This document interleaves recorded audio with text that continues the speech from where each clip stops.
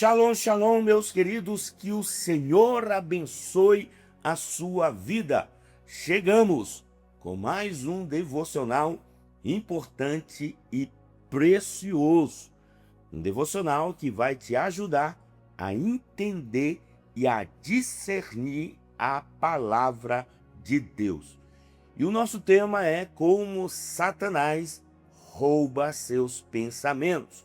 E na segunda parte, estaremos falando sobre o roubo silencioso, pensamentos plantados sem você perceber. Eu sou o reverendo Milton Rodrigues e eu pastoreio a comunidade Nação Ministério Pleno.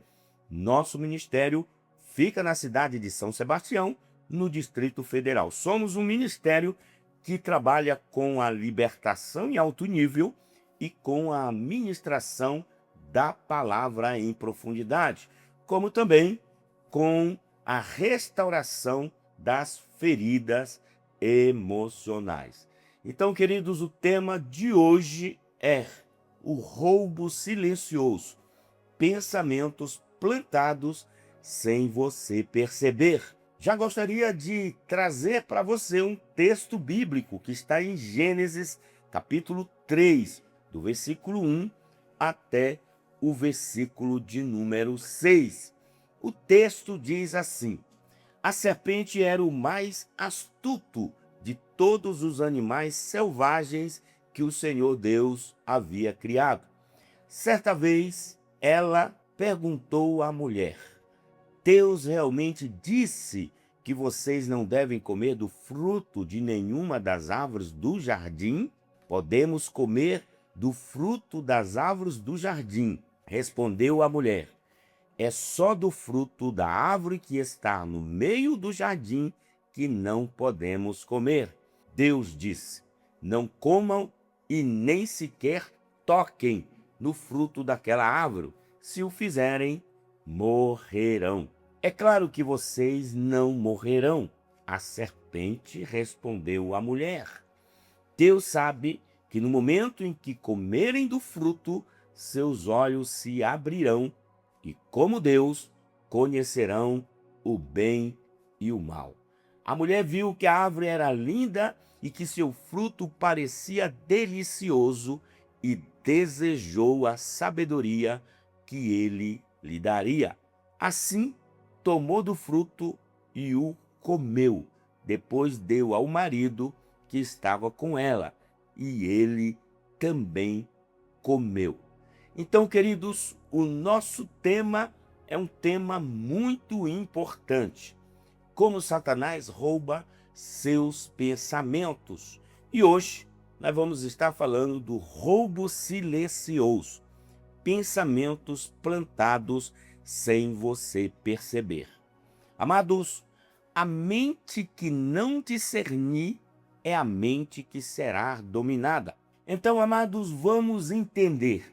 Quando o inimigo planta sementes e você as rega. Imagine o seguinte: você está num dia comum, acorda, pega o celular, vê algo no Instagram, Facebook, depois se arruma às pressas, corre para o trabalho ou estudo, mal teve tempo de orar, de ouvir a voz de Deus, mas durante o dia, vários pensamentos passam pela sua cabeça. Como, por exemplo, você nunca vai conseguir. Aquela pessoa não gosta de você. Você perdeu tempo tentando mudar. Deus está em silêncio porque você fez tudo errado. Melhor ficar quieto, ninguém vai entender. Ou você é um peso para os outros. Você não percebe, mas acabou de ser invadido. Não por demônios gritando, nem por ataques sobrenaturais, mas por sugestões mentais silenciosas, plantadas com habilidade. Queridos, a estratégia mais antiga do diabo é plantar dúvidas. No Éden, a serpente não chegou com um susto, nem com uma ameaça. Ela chegou com uma pergunta. Gênesis 3:1, a serpente perguntou: foi isso mesmo que Deus disse? Então, amados, a arma foi uma semente de dúvida, uma pequena distorção da verdade. A partir dali, Eva começou a pensar diferente e o pensamento se tornou ação. E a ação, uma consequência, e a consequência, a separação. Satanás sabia que se dominasse a mente, o corpo seguiria junto. O roubo não começa no pecado, começa na permissão mental. Antes de cair em um pecado, você pensa nele. Antes de abandonar a sua fé, você alimenta questionamentos silenciosos. Antes de mergulhar na ansiedade, você aceita pequenos medos que se tornam monstros internos. É por isso que a mente é o campo de batalha mais estratégico do inferno. Então, amados, Satanás não precisa forçar, ele apenas sugere. E se você não filtra, você absorve. Vamos ver um texto muito importante de 2 Coríntios, capítulo 10, versículos 3 a 5, que diz: pois, embora vivamos como homens, não lutamos segundo os padrões humanos. As armas com que lutamos não são humanas, mas poderosas em Deus para destruir fortalezas.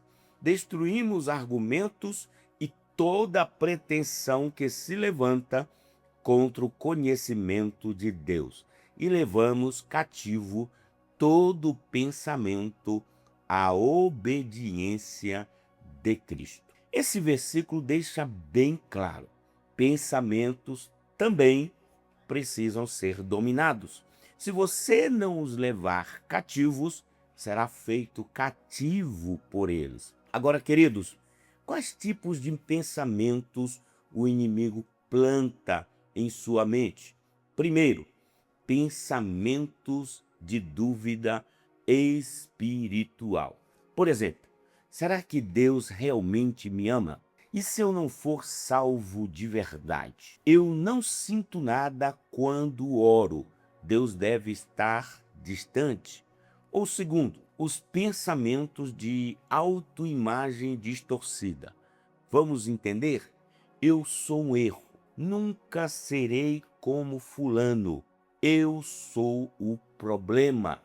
Ou então, terceiro, pensamentos de comparação e inveja. Exemplo: porque a vida de todo mundo anda, menos a minha. Ninguém me reconhece como eu mereço. Ou então, meus amados, ele pode plantar pensamentos de distração e cansaço espiritual. Amanhã eu oro. Hoje não estou no clima. Já sei tudo sobre isso. Não preciso ler de novo e nem ouvir devocionais. Queridos, esses pensamentos parecem normais, mas aos poucos criam buracos na mente por onde o inimigo entra, a chamada legalidade.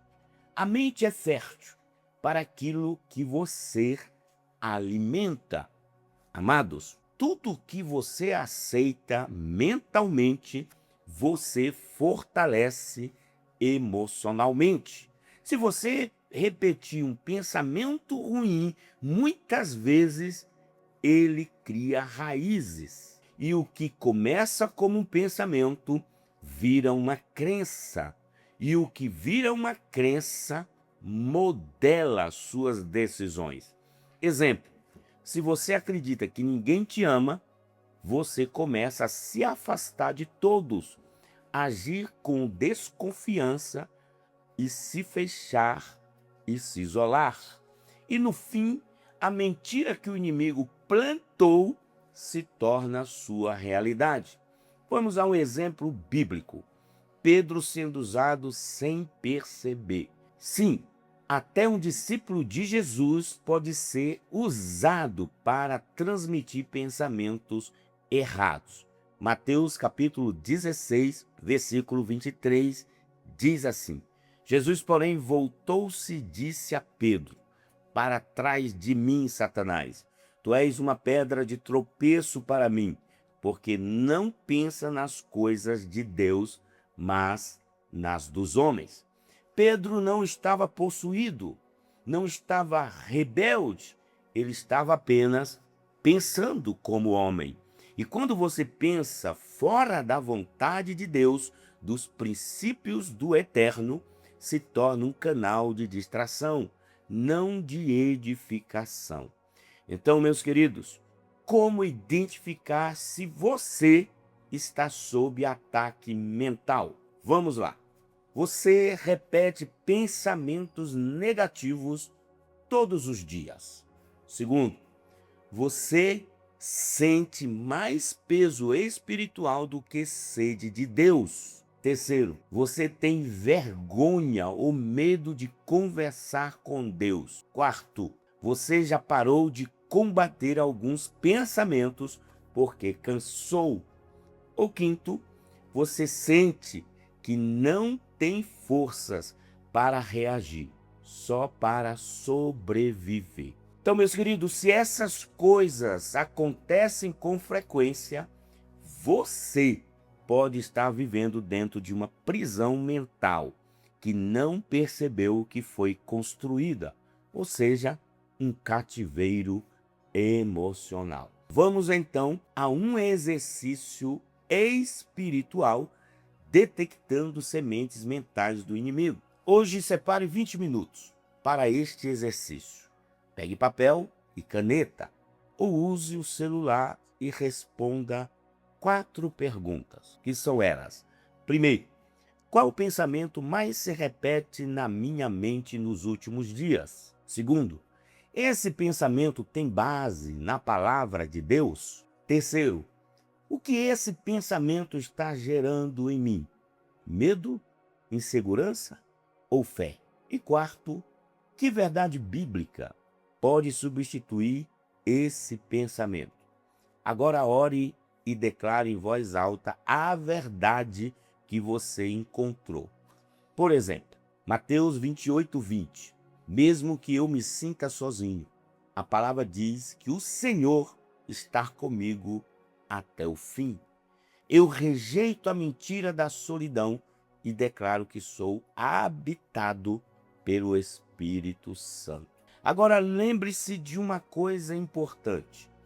O inimigo não precisa gritar para te derrubar. Ele precisa apenas te convencer em silêncio. Então, queridos, nós vamos agora aprofundar o ataque mais moderno e mais comum que o inimigo usa para dominar a sua mente. Redes sociais, o altar da inveja e da autocomparação. Meus queridos, o inimigo não precisa te afastar de Deus, se conseguir te manter distraído o tempo todo. Essa é uma verdade. O feed que alimenta o ego e enfraquece a fé. Meus amados, você abre o celular só para checar uma coisa, mas quando percebe, já se passaram 30 minutos. Você viu stories, fotos, frases de efeito, vídeos engraçados, músicas, pregações curtas, e mesmo assim sua alma continua vazia. Nada de errado parece ter acontecido. Você não caiu em pecado grave, não ofendeu ninguém, não mentiu, mas por dentro você já não está mais no mesmo lugar espiritual. A sua mente foi sutilmente invadida por comparação, ansiedade, sensação de inferioridade e distração. Sem perceber, você entrou num altar invisível de adoração à aparência, ao sucesso alheio e à ilusão do controle. Êxodo capítulo 20, versículo 17, está escrito: não cobiçarás. A comparação nasce onde a gratidão morre. Agora, o problema não é o celular, é o que ele aciona dentro de você. As redes sociais não são o inimigo, mas podem se tornar o campo de atuação preferido dele. É ali que você vê vidas perfeitas que não existem. Você compara bastidores da sua vida com o palco da vida dos outros. Ou você se sente pequeno demais, lento demais, para trás demais. Você começa a duvidar de que Deus está fazendo algo em você. Ou você valoriza mais a performance espiritual do que a intimidade real com Deus. O diabo adora trabalhar com imagens. Ele é pai da mentira, segundo João 8,44. E imagens fora de contexto são mentiras visuais. Agora, o scroll eterno ou a alma vazia. O inimigo do tempo devocional nem sempre é o pecado visível. É o scroll sem fim. É a notificação que rouba seu foco. É a mente que não consegue mais se calar diante de uma tela acesa. E então você se sente culpado. Mas no outro dia faz tudo de novo. Isso não é só distração. É um ciclo espiritual viciado, onde o entretenimento ganha mais tempo do que a palavra, e onde a ansiedade é alimentada por uma comparação constante. Amados, a Bíblia não fala de Instagram, mas fala de vaidade. Em Eclesiastes capítulo 1, versículo 14 diz: tudo é vaidade, é correr atrás do vento. A lógica das redes é baseada em vaidade. Vamos lá. Primeiro, aparência antes de essência. Segundo, likes antes de identidade. Terceiro, filtros antes da verdade. Quarto, mostrar antes de curar. Então, meus amados, isso entra na mente, vai moldando como você se vê, como você vê os outros e até como ver Deus. Agora vamos entender sobre a comparação que faz perder a sua identidade espiritual. Meus queridos, você é chamado por Deus de forma única, com dons e um propósito exclusivo. Mas quando vive comparando sua jornada com a de outros, você abandona o que Deus está construindo em você, porque está ocupado demais tentando entender o que ele está fazendo no outro. E o pior, a comparação não gera admiração, ela gera inveja camuflada, ressentimento silencioso, crítica velada. Tudo isso dentro da sua mente. Gálatas capítulo 6, versículo 4. Examine cada um a sua própria obra, e então terá motivo de gloriar-se unicamente em si mesmo, e não em outro. A idolatria moderna tem tela e Wi-Fi.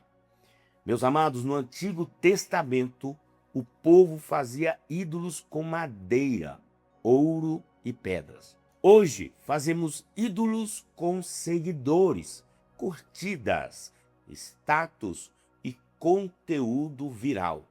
O perigo é quando o coração se inclina.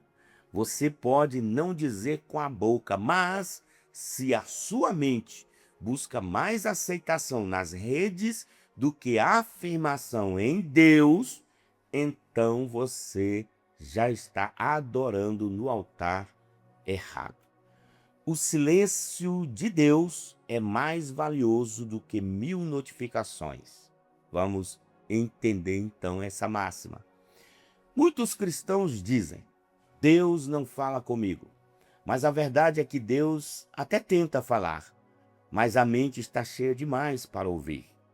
Ele fala no silêncio, na palavra, no secreto, mas o celular está sempre por perto, a mente está sempre ocupada e o Espírito Santo ignorado. Agora, como saber se você está espiritualmente afetado pelas redes? Primeiro, você passa mais tempo nas redes do que com Deus. Segundo, você sente ansiedade depois de ver o que os outros postam. Terceiro, você se sente para trás em relação à vida dos outros. Quarto, você se sente mal por não ser tão espiritual quanto os perfis cristãos que você vê. E quinto, você perde o foco rapidamente durante orações, cultos ou leitura bíblica. Esses, meus amados, são sinais claros de uma mente influenciada não pelo Espírito, mas por comparações e imagens. Vamos então a um exercício espiritual, que é o jejum de comparação. Faça um jejum de 24 horas das redes sociais: Instagram, TikTok, Facebook, YouTube e etc. Nesse tempo, você vai fazer o seguinte. Primeiro, anote como sua mente reage nas primeiras 6 horas. Ansiedade, tédio, silêncio. Segundo, medite em Gálatas capítulo 6, versículo 4 e João capítulo 10, versículo 10. Terceiro, ore e pergunte: Senhor, o que eu tenho consumido está moldando a minha mente para ti ou contra ti? Se possível, estenda esse jejum por 3 dias. Use o tempo que gastaria nas redes para ler um salmo e orar por 15 minutos.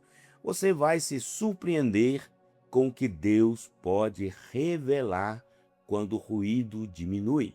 Agora vamos a uma síntese de tudo o que acabei de falar. O celular não é o problema. O problema é quando ele se torna seu discipulador. O que você vê, ouve e consome entra na mente e molda seu coração. Por isso, o Espírito Santo está te chamando hoje para algo mais profundo. Menos aparência, mais verdade. Menos distração, mais presença. Queridos, no próximo devocional, vamos falar de algo ainda mais sutil. O tema será ansiedade, a fé enfraquecida em forma de pensamento. Então, amados, prepare o coração para o nosso próximo devocional.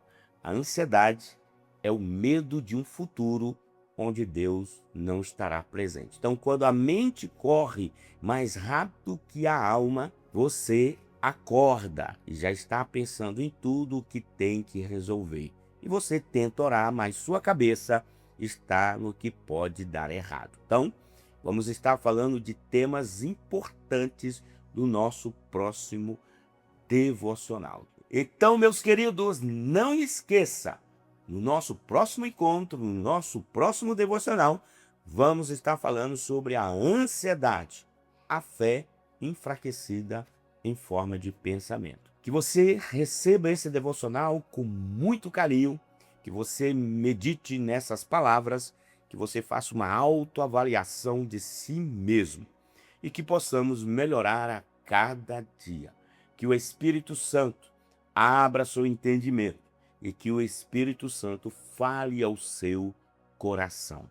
Eu vou ficando por aqui. Se você já está nos seguindo, muito obrigado. Se você não segue ainda o nosso canal, aqui abaixo tem o botão se inscrever. E após se inscrever, ative o sininho para que você possa receber notificações todas as vezes que postarmos algo interessante. E não esqueça, eu quero fazer um pedido para você. Dê o seu like, ele é importante para nós, e faça o seu comentário. O que mexeu na sua alma, o que sacudiu o seu coração com esta palavra poderosa. Compartilhe com alguém que você acha que precisa ouvir esta palavra. E também, queridos, nos siga nas nossas redes sociais. Lá no Instagram você vai colocar @Ministério Pleno. No Facebook, somente @Ministério Pleno. E no TikTok, você vai colocar ministériopleno.news. Não deixe de estar conosco. Sua vida será muito abençoada. Então vou indo embora. Fica com Deus. Um cheiro no coração.